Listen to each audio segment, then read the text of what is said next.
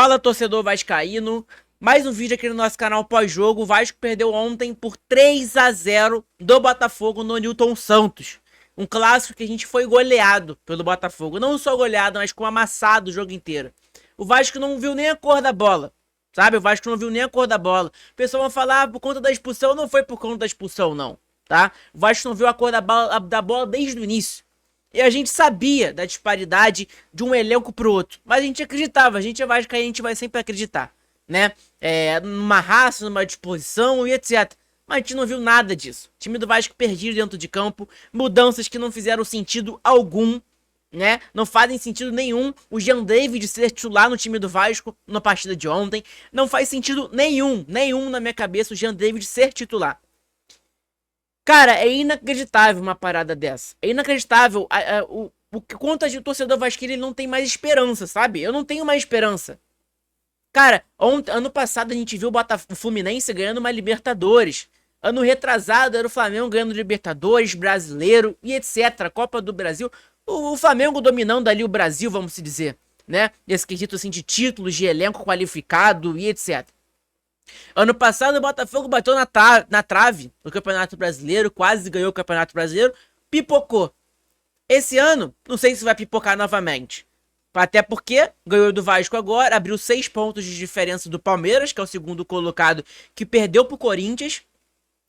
E aí, tá numa final de Libertadores também. O time do Botafogo é completamente superior ao time do Vasco. Mas o torcedor vascaíno esperava uma vontade a mais, uma raça. Depois do último jogo contra o Bahia, por mais que a gente tomou 2 gols ali de bobeira, mas a gente jogou muito bem no primeiro tempo, foi totalmente diferente. E cara, a gente criou uma esperançazinha mais ou menos. Mas, irmão, a gente caiu num negócio ali que é muita diferença. É muita diferença de elenco. De um pro outro é muita diferença. Chega a ser absurdo. E falando a verdade pra vocês, esse elenco do Botafogo agora, vocês lembram a época da 777 Partners, gastando na primeira janela sem diferença do Vasco, gastando 200 milhões de reais em contratações que não faziam sentido algum, né? Que na nossa cabeça, como a gente estava tão iludido, a gente foi iludido pelas essas contratações, porque a gente não tava sem noção do dinheiro, né? E aí eu vou colocar na tela para vocês aqui, eu separei, o nosso amigo aqui, Mídia Vascaína, olha aqui, colocou aqui o que o Botafogo fez com 14 milhões de reais. Olha aqui, 13,4 milhões de reais foi somente no Gregory, que é titular absoluto no time deles hoje em dia. O Barbosa, que é o zagueiro titular sem custo. O Bastos veio sem custos também. O Alex Telles, sem custos também. O Júnior Santos, 1 milhão de reais somente. O Marlon Freitas veio do Atlético Goianiense, sem custos, livres no mercado. Igor Jesus, livre no mercado também. Hoje em dia tá na seleção brasileira. Hoje em dia o Marlon Freitas é um dos melhores volantes do Brasil. O que o Vasco fez com 20 milhões? 8,2 milhões de reais no Jean David, que me desculpa, cara, não tem como segurar o Jean David nesse time do Vasco como titular. Me desculpa, 8 milhões de reais rasgado no lixo.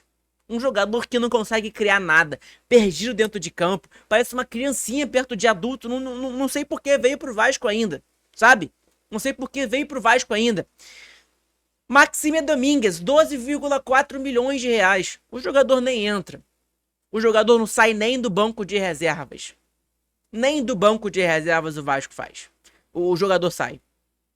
E quando ele sai, ele consegue ajudar um pouquinho, né? O Maxime Domingues, mas 12 milhões de reais é muita coisa para pagar no Maxime, né? Na minha opinião, é muita coisa. É exageradamente muita coisa.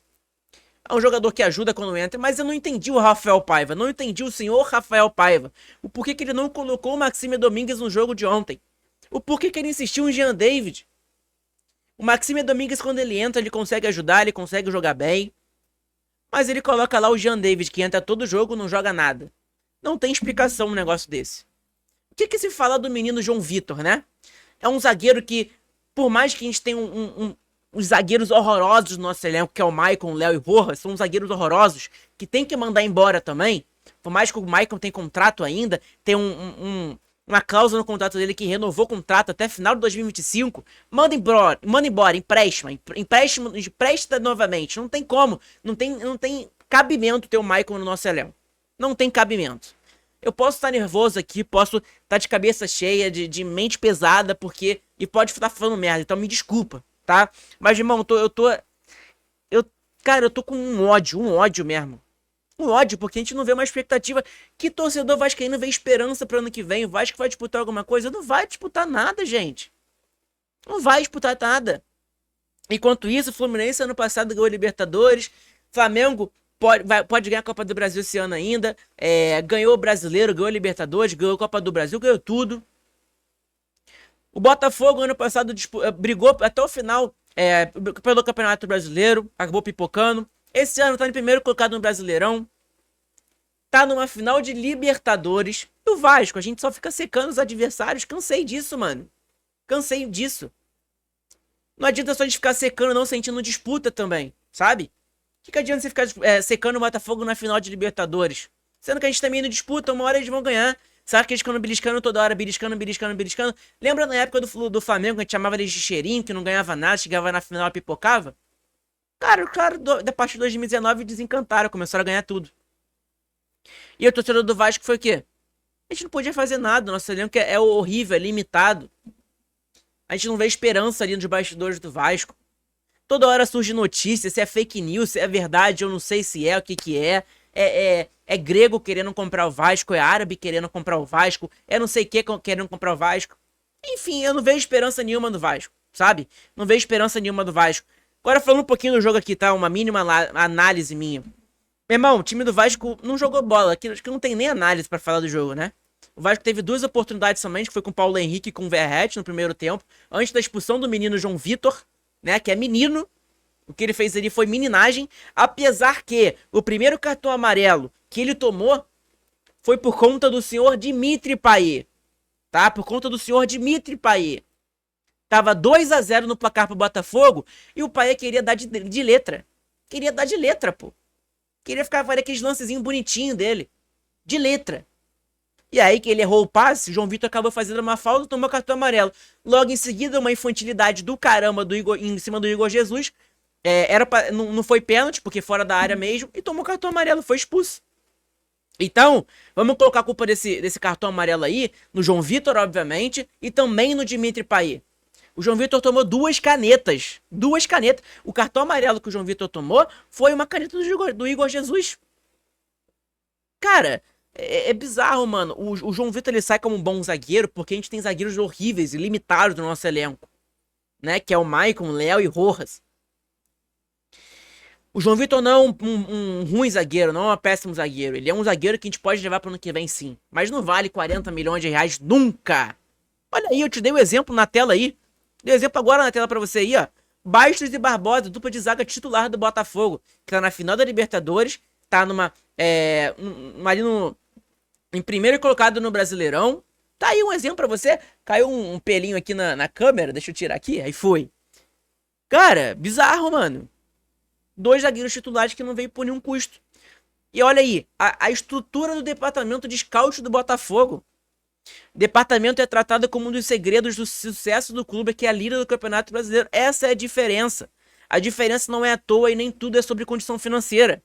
A incompetência vai mais cedo e mais tarde é cobrada. Incompetência mais cedo ou mais tarde é cobrada. Né? É mais ou menos isso. Olha aqui, 2 exemplos. Beleza. Pedrinho tirou a 777 do Vasco. Ok, beleza, ótimo. Mas e aí? Gastou 20 milhões de reais aí. 20 milhões de reais. Contratou 2 jogadores que um não sai nem do banco de reserva. O outro, quando sai, não faz nada dentro de campo. Então, cara, não tem explicação. Não tem explicação. E aí o Ryan também. Vi muita gente criticando o Ryan. Mas, cara, o Ryan é um excelente jogador, gente. É um excelente jogador. Olha aqui o que o estagiário colocou, e é muita verdade. O Ryan vai marcar muitos gols com a camisa do Botafogo 2025, se ele for vendido pro Lyon, pro John Texas, seja o que for. Os que criticam hoje vão sentir falta amanhã. Ele é craque, foi destaque em todas as categorias de base pelo clube e pela seleção brasileira, tá? O que ele precisa é de um elenco qualificado, coisa que o Vasco não tem. É triste, mano. É triste. São joias do nosso clube, do Vasco, que a gente joga no lixo porque a gente não tem elenco bom há muito tempo. E a gente vende por micharia porque precisa do dinheiro, sabe? E aí tem gente ainda com papinho ainda de associativo, de não sei o que. Esquece isso, cara. A Europa inteira tá todo time virando clube empresa, todo elenco. Cara, a maioria dos clubes da Europa são tudo clube empresa. Olha o Botafogo aí, olha um Bahia, por exemplo, o investimento que eles fizeram. Por mais que o Bahia perdeu os 3-0, beleza, mas o Bahia tá em 7º colocado. sabe? Meu irmão, esquece isso de associativo, o Vasco tem que ser vendido novamente, não tem outro papo, mano. Você vai esperar aí 6 anos, igual o Flamengo fez aí com bandeira de Melo? Vai esperar 6 anos aí mesmo? Vai esperar 6 anos e vai ser reestruturado pra conseguir ganhar alguma coisa? Meu irmão, me desculpa, mas é ser vendido pra uma empresa competente. É só isso que o Vasco precisa ser. Entendeu? É só isso. Gente, o Brasileirão, a tabela ficou assim, após essa rodada aí do Campeonato Brasileiro, a 32ª rodada, falta 2 jogos ainda, né, com o Atlético Mineiro e Flamengo, que vai acontecer hoje. Olha aqui, Botafogo em primeiro com 67 pontos, né, tá bugado aqui na verdade, o GE bugou, que tá 2 Botafogo, mas é um Botafogo. Enfim, o Vasco permanece com 43 pontos e nono colocado, tá, o Vasco não muda ali de lugar não, só se o Atlético Mineiro ganhar. Beleza? Tá bugado aqui, na verdade, né? Tem 2 Cruzeiro, 2 Bahia, enfim, tá bugado aqui. Mas, enfim, se o Atlético ganhar o jogo de amanhã, de hoje, no caso, que é contra o Atlético Goianiense, que tá rebaixado já também, ele passa o Vasco, tá? Ele passa o Vasco, enfim. É isso, tá? É triste, mano. É triste, tá? É triste. O próximo jogo do Vasco é um jogo muito difícil novamente, que é contra o Fortaleza no Castelão. Fortaleza não perde no Castelão pro Vasco. Não perde há muito tempo, na verdade, no Castelão. Fez 2 últimos jogos aí do Fortaleza, foi muito bom. Foi contra o Palmeiras, que foi roubado, né? Lá no Allianz Parque. Fez um excelente jogo contra o Juventude, que foi o último jogo agora. Gol de 3-0. E a gente sabe quanto é difícil ganhar do Juventude lá na casa deles. E o Fortaleza gol de 3-0 deles, tá? Então, meu irmão, é isso, entendeu? É mais ou menos isso aí. E falando um pouquinho da partida, a partida é do Vasco apática, mano. A partida do Vasco apática não tem nenhuma análise pra se fazer. O Vasco teve 2 oportunidades do jogo inteiro. Teve uma finalização do Ryan no final do jogo, mas não deu perigo nenhum também, né? E tirando isso, não tem mais nada pra falar, não tem análise nenhuma. Foi um vídeo cara, indignação mesmo. Me desculpa você que tá entrando aí no nosso canal e tá se conhecendo agora, mas eu só falei a verdade que eu tô sentindo no momento pelo Vasco, sabe? Sendo torcedor, tenho 19 anos de idade e não vi o Vasco sendo campeão de nada. Não tenho esperança nenhuma de ver o Vasco sendo campeão de nada. É essa a realidade do Vasco. É essa a esperança que o torcedor jovem do Vasco tem, sabe? Porra, eu amo muito o Vasco da Gama. Nunca vou abandonar nosso clube. Mas que nossa situação é chata, é complicada e é difícil, é.